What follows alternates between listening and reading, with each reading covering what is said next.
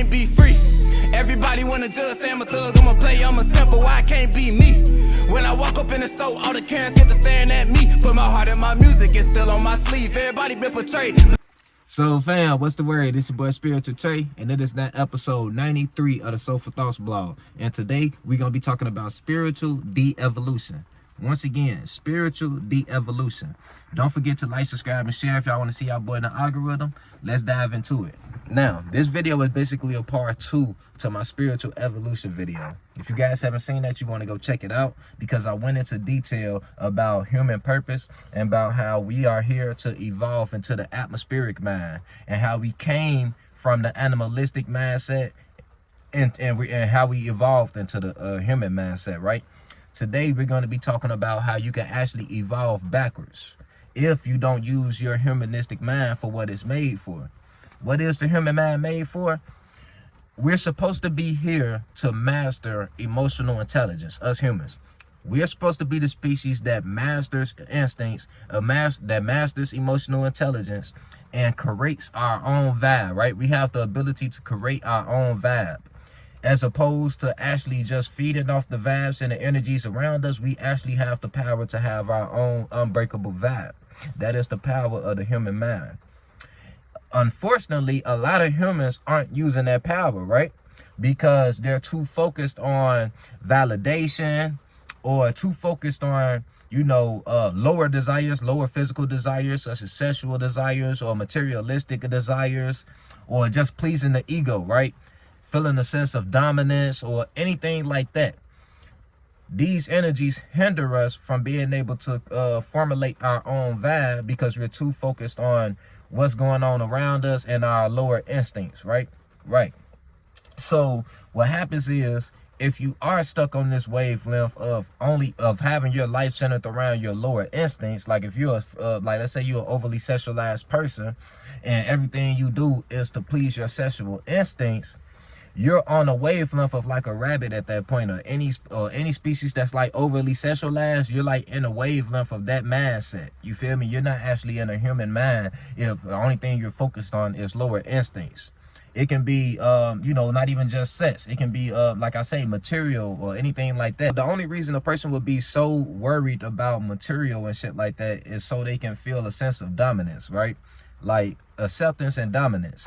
And those are, like I say, lower instinctual energies too. Like you more so in a wavelength of like a fucking monkey, or any animals that like run in packs. And and depending on whether you want to be actually in the forefront or in the background might determine whether you're the type of person, that the type of spirit that might be the leader of a pack or just in the pack. But either way, you have a pack mentality, right? So you still in the mind of an animal at that point. And if you live your whole life within these animalistic energies, whether it's pack mentality, snake mentality, goddamn leech mentality, rat mentality. It's a reason that we give people these names. Pig mentality, if you're a nasty, depressed motherfucker. Like, it's a reason we give people these names, right? These animalistic names, because spiritually we subconsciously know that these people are still in animalistic wavelengths. And what's gonna happen is, when you die, not only are you gonna still be attached to your mind that you have now and not be able to expand into a greater mind, but once you finally do shed that mind, like once you finally do, because by the way, you being trapped in your mind is basically being trapped in a loophole of dreams. Like, if you don't have a body to wake up in, you're just going to be in a loophole of dreams, right? And these dreams are mostly going to be centered around the desires that you were so focused on, and whatever traumas you went through to make you the person that you are now. And eventually, throughout there's no set amount of time of how long you can be lost in this purgatory. Eventually your spirit will become aware that it is in a purgatory, right? And that awareness will get you out of this loophole of dreams. Once you finally do shed that mind and you end that loophole of dreams that you were trapped in, your spirit is going to be naked. You're going to immediately want to form another mind, right? But you're only going to have the abilities that you learned from this past lifetime that you're living right now.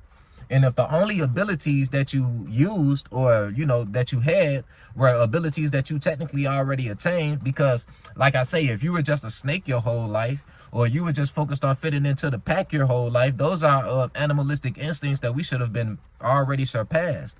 So if these were the only abilities that you used, you didn't learn any other greater abilities like discipline of actually controlling emotions or anything like that, you're gonna create another mind with the lack of control that you had, you know, with the animalistic abilities that you had, and you're gonna end up reincarnating into an animal that you already once were. You might reincarnate into a snake, reincarnate into a wolf, or to a bear, or whatever the fuck animal whatever animal species that you were connected with spiritually, you're gonna be born through them again. You feel me? And I'm pretty sure y'all don't want to be no damn animal. So this is really a warning to y'all that, you know, you might think that being a snake or being manipulative or, you know, trying to fit into the pack, you know, being so focused on fitting in and shit like that is beneficial to you. But being in these wavelengths, like I say, are not, you know, these are animalistic wavelengths. So if you continue to stay on the path that you are on, you will reincarnate into the beast that you are. And it's just that simple. I don't got to drag the video out or nothing like that. This is just a reminder that it's always best to stay genuine. It's always best to form your own vibe and have your own character and not be focused on what everybody else is doing. It's always best to practice discipline and not let desires form your control your life.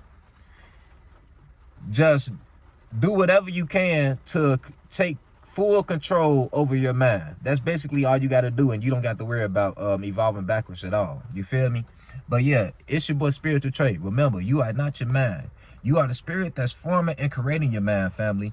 With that power, you have the mind. I mean, you have the power to form whatever mind that you like. The thing is, though, a lot of you are running on subconscious mode because you don't know that. Become conscious of how you're living. Be conscious of how do you actually go after your desires. Are you a user? Are you a manipulator? Become conscious of these things and add more balance to your life. Take control of your desires. Take control over your instincts. Actually tap into the human spectrum. And then let's focus on creating a vibe that's unbreakable, okay? And that's how we make it to the atmospheric spectrum. It's your boy Spiritual Trey signing out. Love you, family. On the beat, start preaching. Feel no evil, see no evil, but peep it. I don't aim for the stars, I want leeches. And the snake spawn, kill the whole species. Rest in peace to all the peaceful preaching. The youngest wildin', but they say they evil, that's kind of reaching. Who really controlling the way you thinking? Find the truth.